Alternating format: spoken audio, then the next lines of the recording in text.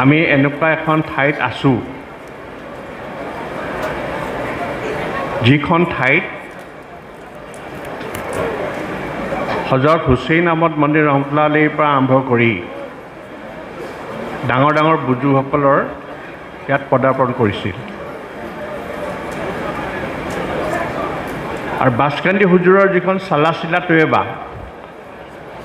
আপোনালোকে বহুতে পঢ়িছে বা বহুতে পঢ়া নাই নাজানো বাংলাত লিখিছিলে তাৰ অসমীয়া অনুবাদ মই কৰিছোঁ অসমীয়া অনুবাদ কৰোঁতে দেখিলোঁ বাছকান্দিৰ কথা হজৰত হুছেইন আহমদ মন্দিৰ ৰহমতুল্লাহে যেনেকৈ কৈছিলে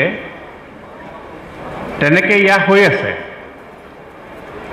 আপোনালোকৰ ভাগ্য ভাল আমাৰ যিসকল ছাত্ৰ ইয়াতে আজি শিক্ষা ল'লে চনত পালে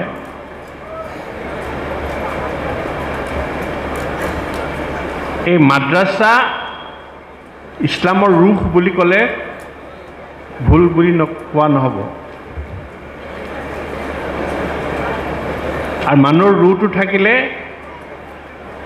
মানুহটো জিন্দা থাকে আৰু যেতিয়া মাদ্ৰাছাবিলাক যেনেকৈ চলিব লাগে তেনেকৈ চলি থাকে ইছলাম জিন্দা থাকিব ইনশাআল্লাহ ইছলাম জিন্দা থাকিব ইয়াৰ এটা ঝলক চালাচিলা তৈয়বাত আছে চালাচিলা তৈয়বাত বাছকান্দি হুজুৰে এটা নিজৰ খাব সপোন বৰ্ণনা কৰিছে তাত এতিয়া চৰকাৰী মাদ্ৰাছা আৰু বেচৰকাৰী মাদ্ৰাছা এই কথাটো এতিয়া ওলাইছে তেতিয়াৰ দিনৰ বহুত দিনৰ আগৰ কথা তেতিয়া আমাৰ জলিল চাহাব ৰহমতুল্লাহ আলাইহি তেখেত MLA বদৰপুৰৰ আপোনালোকে জানে কিন্তু এই যে চৰকাৰী মাদ্ৰাছাৰ সম্পূৰ্ণ বিপক্ষত আমাৰ বাছকান্দি হুজুৰ আছিলে আৰু বাছকান্দি হুজুৰৰ সেইটো লৈয়ে তেওঁলোকৰ মাজত অলপ মতানৈক্য হৈছিলে জলিল চাহাব ৰহমতুল্লাহ আলাইহি তেতিয়া প্ৰায় নদুৱাটো তামিৰ হোৱা সেইটো আমি জানো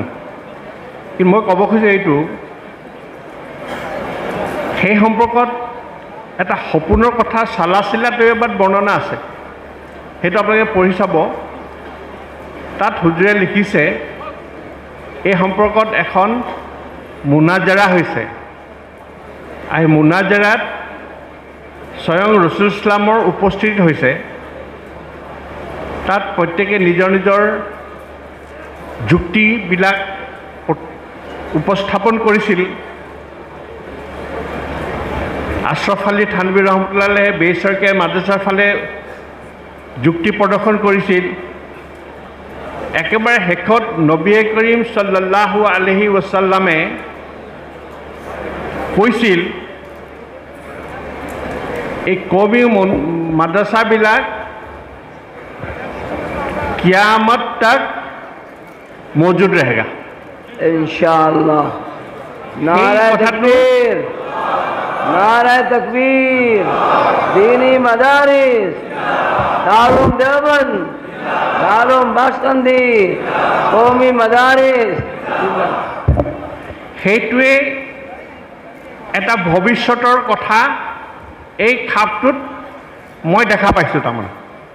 আমাৰ কাদেৰ ভাইৰ যিখিনি কথা শুনি আছিলোঁ মোৰ সেই কথাটো পটকৈ মনত আহে গতিকে সেইকাৰণে এটা কথাটো হ'ল যে মাদ্ৰাছাৰ যিটো ষ্টেণ্ডাৰ্ড অকল ইলিম হ'লেতো নহ'ব তেনেকৈ আমল হ'ব লাগিব সুন্নতৰ পাবন্দী হ'ব লাগিব আৰু সেইবিলাক বস্তু মই বৰ্তমান দেখা পাইছোঁ আমাৰ এই বাছকান্দি মাদ্ৰাছাত মই যেতিয়া 1987 মই তেতিয়া SDO চিভিল SDO আছিলোঁ ইয়াত কৰিমগঞ্জ মই বাছকান্দি হুজুৰৰ ওচৰত ইয়াত মুৰি থৈছোঁ তেতিয়া এতিয়া যিটো বাছকান্দি হুজুৰৰ তাতে বাদ জোহৰ মই হুজুৰৰ ওচৰত বয়ত হৈছোঁ ইছলামৰ ভিতৰত মই নাজানো কি আছে মই নিজে দিল্লী ইউনিভাৰ্চিটিৰ পৰা পাছ কৰা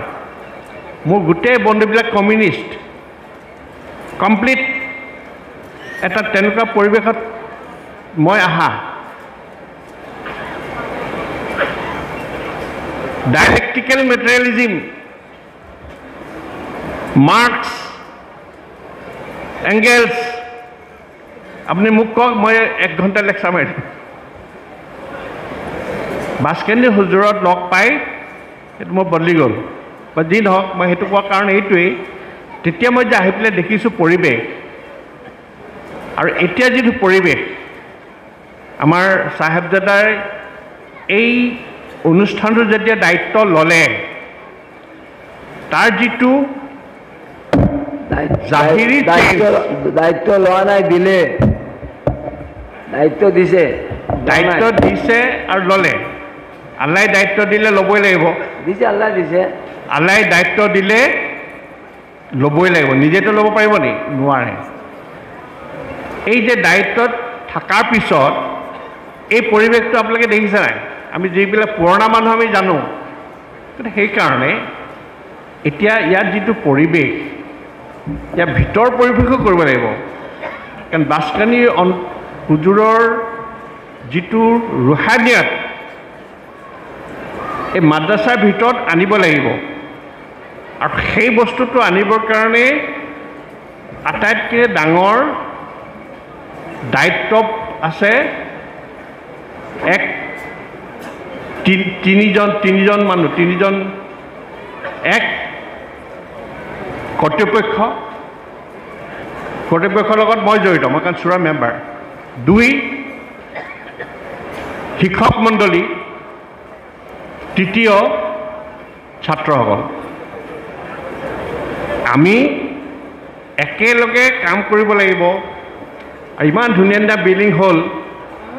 যদি একাডেমিক ষ্টেণ্ডাৰ্ড বঢ়াব নোৱাৰোঁ তে ইমান ধুনীয়া বিল্ডিঙৰ কি প্ৰয়োজন আপোনালোকে কোৰাণ হদিছৰ কথাবিলাক সম্পূৰ্ণৰূপে হৃদয়ংগম কৰি যদি আগবাঢ়ি যাব নোৱাৰোঁ মাৰ্বলৰ কিবা মানে আছে নি টাইলছৰ কিবা মানে আছে নি নাই সেইটো 1 নম্বৰ সেইটো হ'বলৈ হ'লে প্ৰথম পদক্ষেপ শিক্ষকসকলে ল'ব লাগিব প্ৰথম শিক্ষকসকলৰ সুন্নতৰ পাবন্দী আহিব লাগিব যদি উস্তাদসকলৰ সুন্নতৰ পাবন্দী হয় অট'মেটিকেলি ছাত্ৰসকলৰ সুন্নতৰ পাবন্দী হ'ব উদাহৰণটো মই দিমেই বাছকানি হুজুৰৰ আগলৈকে মই চাহাব আৰু বাছকানি হুজুৰৰ ওচৰত মুৰিদ হৈ দাড়ি ওলাই গ'ল 87ৰ দাড়ি এইটো 87ত হুজুৰত বয়স হৈ মই হুজুৰক সুধিলোঁ যে হুজুৰ এই দাড়ি ৰখাটো কি হুজুৰে ক'লে সুন্নত তেতিয়া মই দাড়ি কটা নাই এইটো কিয় কাৰণে হ'ল সেইটো হুজুৰৰ চুহবত হুজুৰৰ লগত চুহবতত থাকি পেলাই যদি মোৰ দাড়ি টুপি লিবাছ সুন্নত ওলাইছে তেতিয়া ইয়াৰ শিক্ষকসকলৰ যদি সুন্নতৰ পাবন্দী হয় সব ক্ষেত্ৰত অকল পঢ়া শুনাৰ ক্ষেত্ৰত নহয় সকলো ক্ষেত্ৰত তেতিয়া এই ছাত্ৰ যিসকল আপোনালোক আছে সকলো হ'ব ইয়াত আৰু এটা ভাল বস্তু মই দেখি আছোঁ খানকাহী নিজাম আলহামদুলিল্লাহ খানকাহৰ বস্তুটো বুজিব লাগিব যেতিয়ালৈকে আপোনাৰ অন্তৰখন ঠিক নহয় ৰুটো ঠিক নহয় চাফা নহয় কলটো চাফা নহয় এই জাহিৰে বডিটো কিবা মূল্য আছে নি অন্তৰখন চাফা হ'ব লাগিব মই ধুনীয়া চাফ চিকুণ ঠিকে মানুহটো চাফ চিকুণ অন্তৰখন গেলা কি লাভ সেইকাৰণে সেই বস্তুটো আনিছে আমাৰ চাহেবজাদাই গতিকে আপোনালোকে সকলোৱে তেখেতৰ মই এটা কথা কৈছোঁ মোতকৈ বহুত সৰু মই তেতিয়া তেখেতক কৈছোঁ ইমানটো সৰু কিন্তু তেখেতৰ দূৰদৃষ্টিটো আমি সবেই স্বীকাৰ কৰিব লাগিব মই কৰিছোঁ মই বাছকানি হুজুৰত থকা মানুহ কিন্তু মই দেখিছোঁ যে তেখেতৰ দূৰদৃষ্টি সম্পূৰ্ণ আৰু আমাৰ কমটোৰ লিডাৰশ্বিপ তেখেতে নিব সেইটো মই দেখি আছোঁ তা আপোনালোকে দোৱা কৰক তেখেতৰ দীৰ্ঘায়ুৰ কাৰণে আৰু মৌলানা বদৰুদ্দিন চাহেব বছিৰ ভাই কাদিৰ ভাই তেওঁলোকে কিমান খেদমত কৰি আছে পটকৈ বাহিৰৰ পৰা ধৰিব নোৱাৰে মানুহে মই তেখেতসকলৰ বাহিৰৰ পৰা আমি চাই থাকোঁ কি কৰি আছে চাওঁ কিন্তু মই দেখিলোঁ এতিয়া দেখি তেখেতে এই যে কথাটো ক'লে সেই IMDT এক্ট বাতিল কৰাৰ মেইন বস্তু বাস্কেটে হুজুৰ IMDT এক্ট যিখন আছিলে যিখনে আমাৰ গোটেই মুছলমান সমাজৰ ৰক্ষণাবেক্ষণ দি আছিলে তাৰ মেইন মানুহ কোন আছিলে বাস্কেটে হুজুৰ আৰু মুহিব মজুমদাৰ আছিলে তেওঁলোকে ড্ৰাফটিং কৰিছে তেওঁ ড্ৰাফটিং কৰি দিছে ইন্দিৰা গান্ধী প্ৰাইম মিনিষ্টাৰ এই নেহৰু কা বেটি এই বুলি কৈছে বাস্কান্দি হুজুৰে গতিকে সেইকাৰণে আমি এই যিটো খিদমত আমাৰ বদৰুদ্দিন ভাই হওক তেখেতসকলে আগবঢ়াই আছে এইটো আমি চবেই দোৱা কৰিছোঁ এইটো ইছলামৰ খেদমত আৰু এই খেদমতটোৰ পূৰ্ণতা বা প্ৰকাশ্যভাৱে আগবঢ়াই দিবৰ কাৰণে আমি সেনাপতি মই কিন্তু আমাৰ চাহেবজাদাক মানুহ চাহেবজাদা এনেকুৱা মুখলিছ মানুহ আমাক লাগে বাস্কান্দি হুজুৰ সেইকাৰণে বাস্কান্দি হুজুৰৰ সম্পূৰ্ণ ব্যক্তিত্বটো মই তেখেতৰ মাজত